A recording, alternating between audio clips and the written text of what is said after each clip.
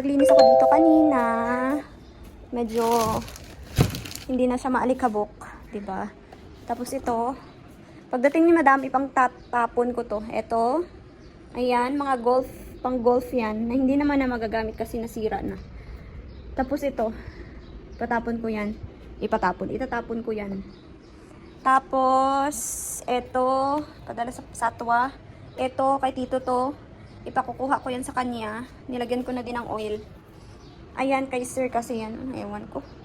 Iyan, pang tapon ko na siguro yung mga baldi-baldi. Ewan. So, at least, medyo naging okay yung dito. Kasi binabahayan ng lamok. And that's my room in there. So, diba?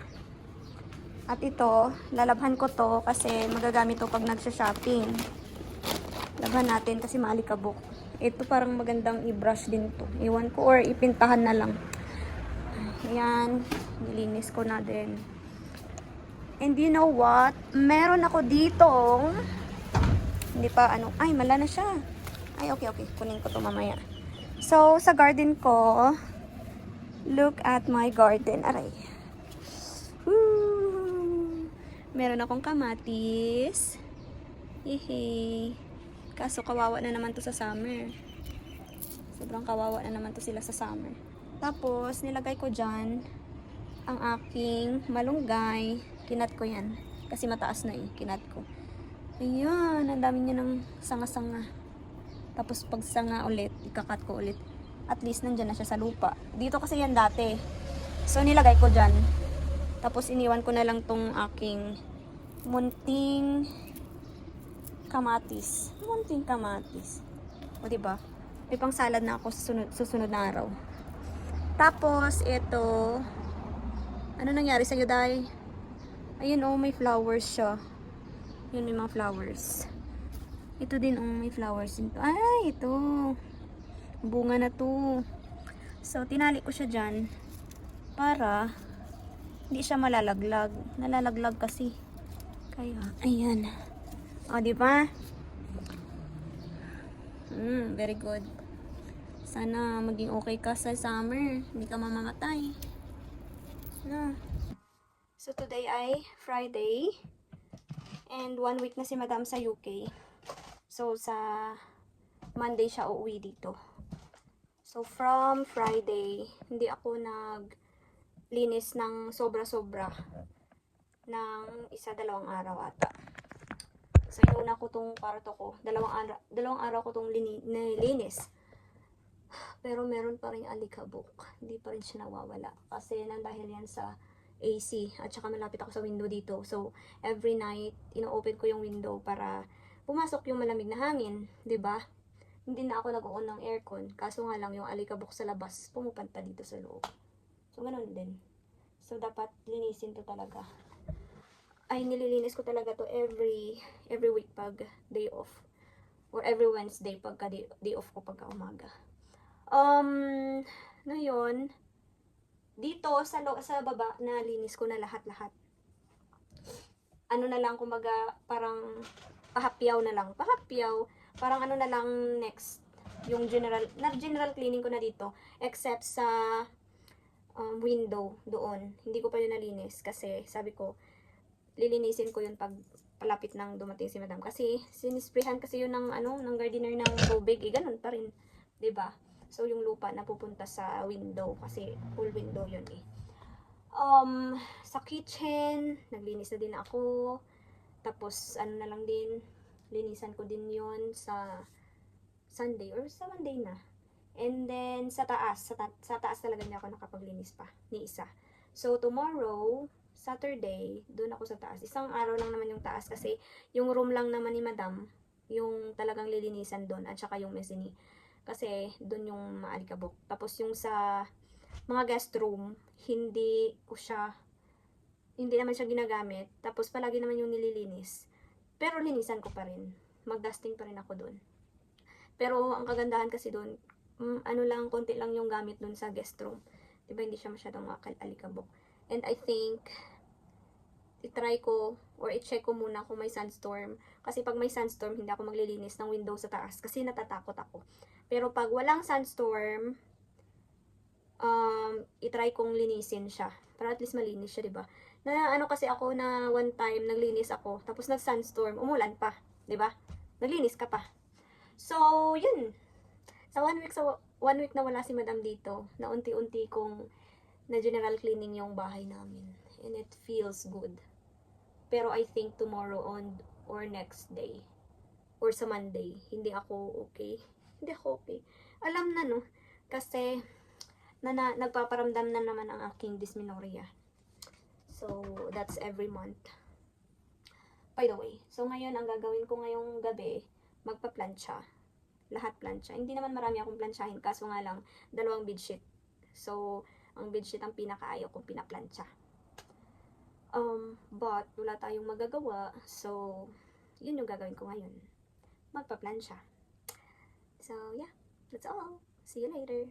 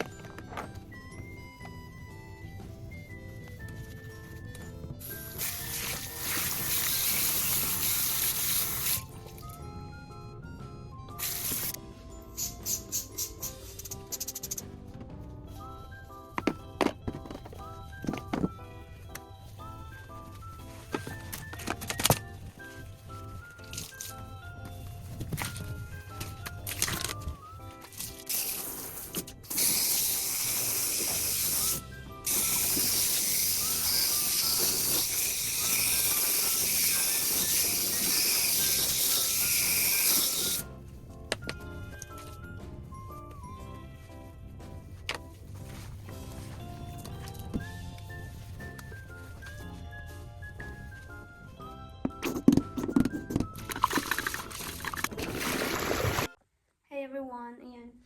Tapos na ako dyan. Hindi pa ako nakapag-vacuum. Tapos na ako sa, ano tawag niyan? Bathroom. Ito naman, ang ating gagawin dito. Ayan. By the way, so, magpapatuloy tayo ng ating work, ng ating paglilinis, while, tawag niyan? May mga gira daw. May gira daw. Ewan ko. So, nabasa ko sa Facebook na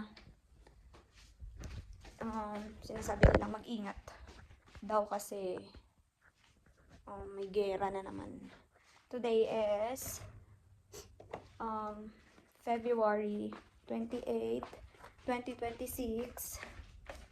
So, nagigira sa labas. Sa labas, hindi naman may gera talaga sa labas. Alert lang. Pero, tuloy pa rin ang trabaho. Tuloy pa rin tayo sa ating trabaho. So, I think, madidelay yung flight ng amo ko pauwi dito kasi kinlose nila yung airspace. Kasi nga, ewan ko na naman na nangyayari sa mga tao. Sa mga tao. Ay! Ewan ko kung ano Pero, magme-message ako sa amo ko mamaya kung anong oras. Or kung tuloy ba yung uwi niya sa Monday. Pero kahit tuloy o hindi, she's safe. You know. Pero pag nalaman niya yon na nag-alert-alert na naman dito, mag-isipin niya na naman yan, uuwi siya dito kasi dahil sa ano niya, sa aso niya. So, ang gagawin ko mamaya, kasi, another alert na naman. So, magpapak ako ng mga ilang gamit, at passport ko, mga kailangan ko, magpapak lang tayo ng konti. To be sure lang naman. Pero, sa how many years ko dito sa Dubai, safe naman siya. Diba? Nakailang ano na dito, nakailang alert na dito sa Dubai, pero wala pa naman in Jesus name. Thank you, Lord. Sana ngayon is false alarm. A false alarm, it's not a false alarm. I mean, ano talaga siya? May advice talaga na wag lumabas, na mag-stay at home lang muna, wag mag-travel kung saan-saan dito sa UAE kasi yun nga. Yun nga. Medyo alert nga. Pero kung alert na talaga, super alert na talaga dito sa Dubai, malalaman ko naman kasi magsisend yan sila ng mga, ano tawag yan? Yung alert sa phone, magsisend din sila ng mga alert signs. So, wala pa naman. So, it's not very, very serious pa naman siya. Pero, syempre, magiging ready tayo. Be ready all the time. Diba? So, ayan lang. So, tapusin ko tong trabaho ko dito. Magla-lunch. Tapos mamaya, magpapatuloy ako dun sa Messini. Para bukas, wala na akong trabaho. Diba? Higa-higa na lang tayo. Okay. So, see you later. So, after no video ko na nasa taas ako, naisipan kong mag-lunch muna. So, kumain ako ng lunch. Nag-video call ako sa Pilipinas. Kasi, iniisip ko, wala naman talagang nangyayari. Pero na may naririnig-rinig na ako mga putok sa labas. Mga 3 p.m. may naririnig na ako. Pero hindi ko lang pinapansin kasi normal lang dito sa amin na ganun. Akala ko pintuan lang ng kapitbahay. But no, it's serious. So, 6 p.m. ito ko nalaman na City Walk pala ay nalaglagan na ng mga debris ng mga missiles. But, wala pa rin nung alarm. So, I'm sure that we're still okay. Hello everyone. It's already 12:42 midnight. And, grabe yung pagsabog na naririnig namin. Sunod-sunod na pagsabog na naririnig ko. And, nagsend din ng alert na may possible missile na tatama dito sa Dubai. So, ang ginawa ko, nag-set up ako ng temporary dito sa ilalim ng stairs namin, sa laundry area namin. Kasi sabi ni Kelly, ito daw yung mas safe na lugar dito sa bahay. Safe din naman yung kwarto ko. Kaso, malapit siya sa window. So, sa advisory, yung sabi dun sa advisory, malayo sa window, malayo sa main door. So, kung sa sala ako matutulog, grabe din yung window doon. Ano din siya, ng full window na doon. Tapos sa kwarto ko, malapit din yung window. And malapit ako sa door. So dito lang talaga ako sa kusina. Medyo malayo. Well, malapit naman siya, pero marami kasing window dito sa bahay. Alam mo naman, di ba? Pero ito yung pinaka-safe. Itong ano namin, laundry area. Look. Yan. So nilagyan ko lang siya ng i-open ko lang yung door. Pero mamaya, pag may maririnig na akong mga blagadag dyan, sa labas, kasi naririnig ko boom, boom, boom, parang sunod-sunod. So, hindi ako natulog talaga. Iwan ko, hindi talaga ako natulog. So, ayun, yun yung gagawin ko. Magstay kami ni Ella dyan sa laundry area. Kasi dyan, yung safe na area. So, for the meantime, ganun lang siguro muna tayo hanggang bukas. Ay, nako, kakatakot. So, grabe. Kanina, mga alas 3 siguro, naririnig ko na, pero konti-konti lang. Parang ano lang siya. Parang, ano tawag niyan? Kulog. Parang kulog lang siya na cute. Yung maririnig muna sa taas na sabog. Pero ngayon hindi. Parang fireworks na siya na sunod-sunod yung ano tawag yan, sunod-sunod yung pagsasabog niya. So, yun. Hindi gustong pumasok ni Ella sa kwarto dun sa ano. Ewan ko kung bakit. So, i-open ko tong window dito para mas marinig ko yung kung anong nangyayari sa labas. Kasi medyo hindi ko talaga siya narinig ng buo. So, para safe naman to dito eh. Kwarto ko to. Ayan o. I mean safe. Hindi naman siya makakaabot doon kung sakaling dito bumagsak, di ba? Oh my gosh, huwag naman sana. Pero come on baby. Let's go to the laundry area. Doon muna tayo matutulog, baby. Kung makakatulog ako. Kasi parang hindi.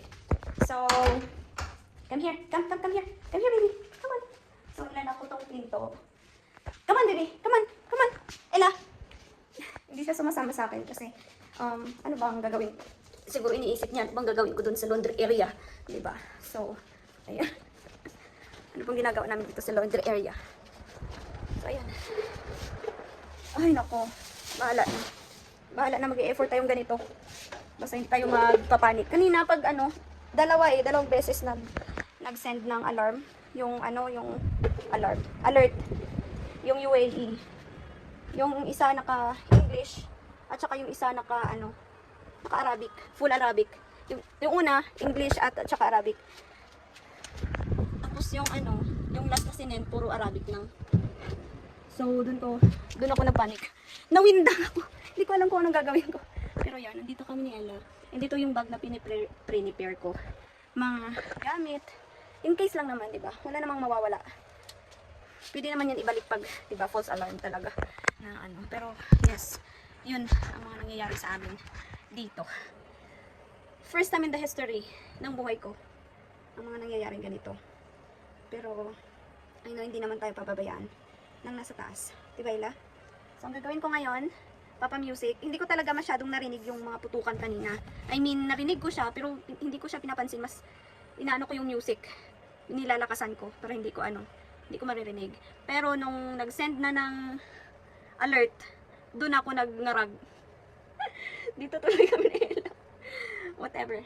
Sanay ako matulog sa, sa floor. Diba, Ella? As long as we are safe. Diba, be? So, yeah. That's all. See you tomorrow or see you later or I don't know. Yeah. So, manang-aman yung sitwasyon ni Ella. Hindi kami natulog. Ay, hindi kami natulog sa laundry area. Diba? So, okay naman siya. Mainit lang. Kina-close ko ang door. Kasi Ella, gagwa. Sana kalimutan ko pagka bugtaw ko wala ang ako ni Ido sa gilid ko. Ay, naka. Pasaway kasi. Iwan ko kung bakit ayaw niya dito sa loob. Good morning, everyone. It is March 1, 2026. So, bumalik ako dito sa kwarto ko. Kasi, hindi makatulog si Ella dun sa laundry area. So, bumalik ako dito. At saka, medyo okay naman na. Wala na ako naririnig na sobrang lakas na sabog. Ay, pero yung yung tawag nito, allergy ko. Siguro dahil doon kanina. Makakagising ko lang talaga. Tapos may narinig ulit akong pagsabog na naman. Pero I think, and I know naman malayo dito sa amin. Part siya ng Jumeirah. Pero maririnig mo kasi talaga yung lagabag sa sa lupa. So habang natutulog ka, maano mo yung lupa, maganon. So dito lang kami sa bahay ngayon. Hindi kami pwedeng mag-walk o kung ano man. Natatakot akong mag-walk. So, wala mo nang walk sa Ella. Or maybe, pwede kami mag-walk pero around here, the area lang. Around sa compound lang namin. So, itatry ko. Maya. Ay, nako. So, yun. Nag-sleep ako ng 2 a.m. Kasi hindi ako makatulog.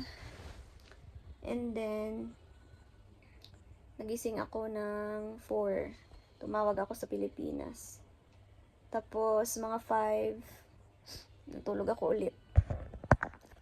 So, 8 a.m. na ngayon. Ako'y nagugutom. So, ang mission ko ngayon, bumili ng pagkain. Hindi ako pwedeng lumabas. Tapos, medyo nagpa-panic buying na yung mga tao kasi baka daw ubusan or whatsoever. So, may napanood or may nakita na naman akong balita na hindi daw mag-panic buying kasi enough daw yung mga pagkain ng UAE para sa lahat. So, let's see. But, I know, kahit hindi magpa-panic buying, I know tataas yung mga bilihin. Oh my gosh. So, dito ako. Walang lalabas talaga. So, itatry ko mag-order online ng bigas lang naman ang wala sa akin. Oh, meron pa naman akong mga tubig dito. Meron pa. Meron pa naman akong mga ulam. So, bigas lang. Meron pa akong bigas, pero hindi na aabot ng ilang buwan. Siguro, 2 days na lang yun. Isang saing na lang. So, bibili akong 2 bigas. So, yan. Yun ang gagawin ko. At maglilinisin ako ng bahay. Wala pa rin, hindi pa rin tayo hindi pa rin tayo naggerat na lahat. Paglilinis pa rin iniisip. Pero yeah. Itatry kong ilinisan yung sa taas. Kasi hindi ko pa natapos yung kahapon. Hindi ako naglinis din ng window kasi may natanggap kaming message na kahapon na wag na munang mag sa mga window. Ewan ko, bakit nakakatanggap kami? I mean, babasa namin sa social media. So, sabi ko, it's not the end of the world na kung hindi ko malinisan yung window ni madam. As long as malinisan ko yung room niya, which is I did naman. Vacuum na lang talaga yun doon. At saka konti. At saka map. So, yun na lang yung gagawin ko doon sa taas. At sa mezzanine, hindi ko muna yung lilinisan doon. Ay, sabi ng friend ko, huwag ka munang pumunta ng taas. Doon sa taas, sa second floor. Second floor. Ay, tama. First floor. Kasi ground floor to dito eh. Sa first floor, huwag ka munang pumunta doon. Sabi niya, huwag ka munang pumunta sa taas. Sabi niya. Kasi doon daw yung pinaka-risk na area dito sa bahay. Kasi pag may nahulog daw na kung missile man or walang mahuhulog naman ng missile. Pero kagabi, alert talaga kagabi kasi meron daw talagang threat pa man lang, threat na na mahuhulog or may sila na missile. So, kaya doon kami natulog ni Ella sa laundry. Pero nung mga 4:00 na nag-message sila ulit through message na SMS sila nag-send ng ng balita na naman na sabi nila under control daw yung mga missile at mga drone. Under control daw ng UAE. Hello everyone. So, it's already 6 p.m. and kanina umaga naglinis ako ng bahay pa rin. Pero I can still hear explosions and kung ano-ano pa. Pero hindi ako nag-walk ng aso ko.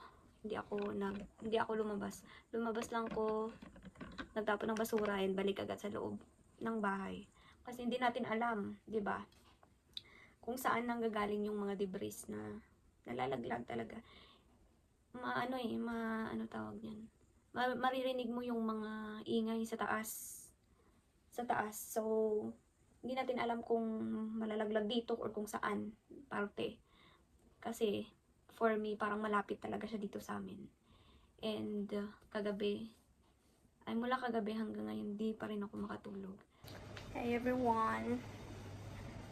dumating na yung aking hinihintay na groceries. So, nag-order ako mga 12 siguro ng tanghali. Dumating 8. Kasi inuna niyang mag-send or mag-deliver doon sa pinakamalayo na lugar bago dito sa akin.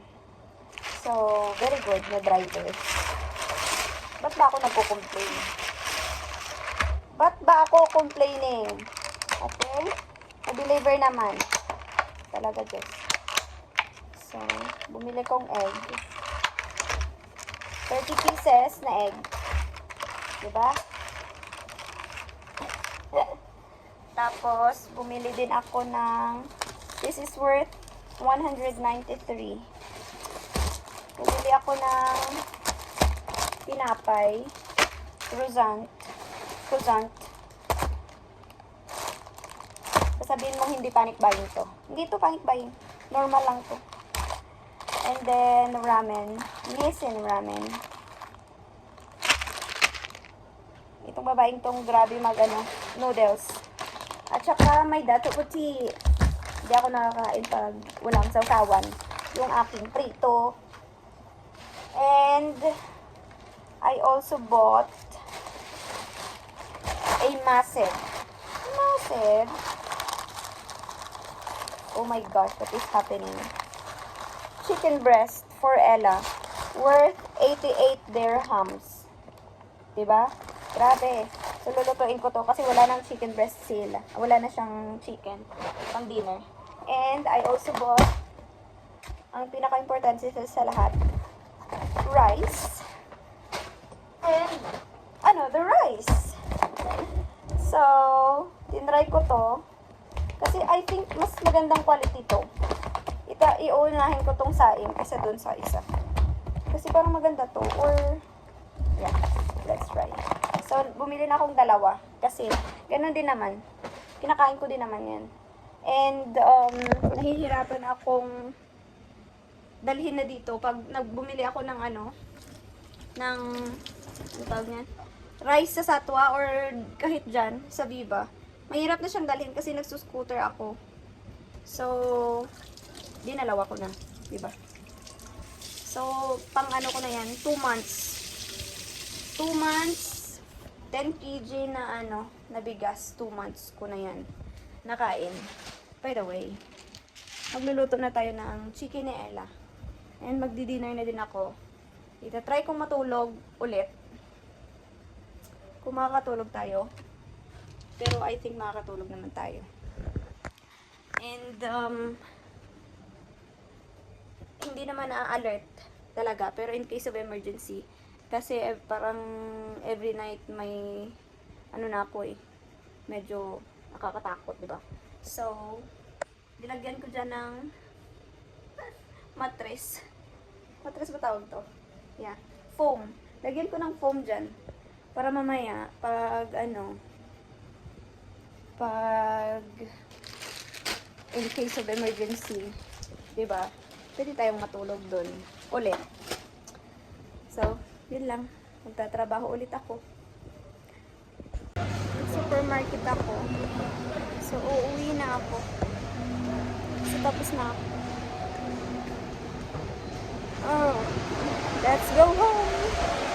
Nakarating ko lang ng bahay. Grabe yung bilihin. Ang tataas. Hamakin mo, bibili ako ng chicken liver. 10 dirhams na. Ngayon, dati 3 dirham lang yan. Bumili ako ng saging. Ito, panglinis. Juice, beetroot. Kasi may dysmenorrhea ako ngayon. Bumili din ako ng cheese. Pang snack. Kimchi. Pang pagana ng kain. Treats ni Ella. At pagkain ni Ella. So, wala na akong iniisip. Ay, kahapon iniisip ko kung saan ako bibili ng ni Ella. Tawag niyan. Food. Kasi, walang stock sa sa ibang pet shops. Kaya, nagpaspinis ako. Anyway, yun lang. Hi everyone. Nagbabudget ako sa pera ng amo ko na binigay sa akin. Kasi namili ako kanina. So, nag-inventory ako ngayon. Inventory? Snack muna tayo. Pumili ako nitong Baby Bell. Kasi nag-crave ako ng ng cheese. Look. Cheese. So, tagal ko na itong hindi nakain. Kakamiss din pala to. So, yan. Wax yan. Dapat hindi ka nakain. Pero hindi naman yan lason. Yan. Buti pala ito nabili ko. Kasi yung red, malat yun eh. Sarap to sa cracker. So, yun lang muna for today's video. Medyo okay naman ang lahat. Parang wala na akong naririnig na mga putukan. So, yeah. See you. Look at me, mommy. I'm so beautiful. Look at me. Just wait. Oh, happy girl. Oh my gosh! Yan na. Bambi! Oh, sige ate. Bye, Bambi! Bye, Bambi! Hello? Oo. Ito din naman. It's fine. That's Emmy. Don't be scared of Emmy. Hi, Emmy. Hi, Emmy. Oh, be nice. Be nice to Emmy. Oh, come on. Come on, let's go home. Good girl.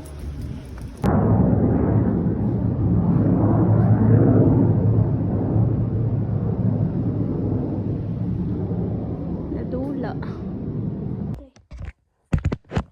Hey everyone, it's March 5, 2026 at kagagaling ko lang sa labas. So bago ako lumabas, may nakita pa akong drone. Pero wala akong magawa, kailangan kong lumabas at bumili. Bumili ako nito, clamps. Kasi yung aking katawan ay parang bumibigay. Yung yung iron ko. Bumili din ako ng beef liver, chicken feet, ang mamahal na ng mga bilihin, mushroom, beetroot, gagawin kong juice. Kasi nga, para sa dugo ko. Tomatoes, luya, sibuyas, at oranges. Pagsabay ko tong dalawa para dumami ang ating dugo. So, nagpabili ako kanina sa grocery ng ampalaya. Tignan nyo, 4 dirhams. Sobrang layat. Overpricing sila. I-report ko yun talaga sila. Ang isang kilo is 16 dirhams. Ito, 0.6 lang siya, pero 4 dirhams. Diba? Grabe. Grabe sila mag-ano ng price. Tapos, nagpabili din ako ng spinach. Yung spinach is, ano lang yun, 1 dirham. Rice lang talaga yun. So, yun. Magluluto ako yung iba. Isa-stock ko sa freezer. May na-stock na ako sa freezer eh. So, ilulutuin ko tong iba ngayon. Kasi, kakain ako. Siyempre, hindi ako nakakain buong araw eh. Ay. Nag-ano lang ako, nagtinapay-tinapay. Bukas, or siguro mamaya, mag-juice ako. Ito. So, yun na muna. Magluluto muna ako.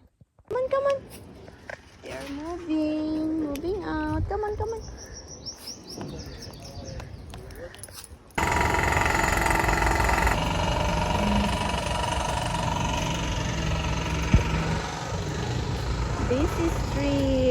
Busy street. Oh, diba? They are still working. They're working. Yan. Go, Ella. Hi, everyone. 2026. And everything's normal again. Parang wala nang nangyari. And I'm very grateful. Super grateful. More than grateful na walang nangyaring masama kagabi. Despite of everything, the escalations and mga alert. Nakatulog akong maganda. Kailangan ko talaga ng tulog kasi yung blood pressure ko bumaba. So, hinihintay ko lang talaga si madam na dumating dito sa Dubai kasi magpapa-check up ako ng aking blood pressure. So, ang aking dugo ulit. So, yun. We're going home na. And mag-breakfast. Late na akong nagising. Mga 9:30 na ako nagising. And kakain ng breakfast. Mag-work. At matutulog. Samantalahin na natin habang wala pa yung amo natin sa bahay. Diba? Kasi pag nandyan na siya, hindi na ako makakapagtulog ng ganitong, hindi na ako makakatulog anytime. At anytime I want. So, yan. Yeah. Hi everyone. Gagawa tayo ng juice.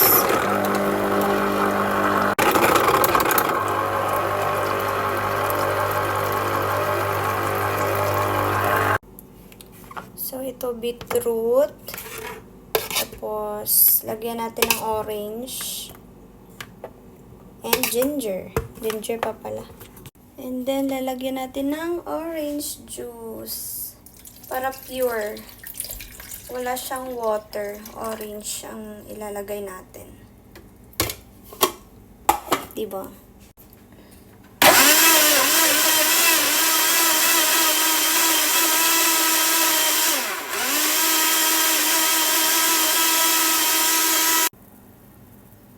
Yummy!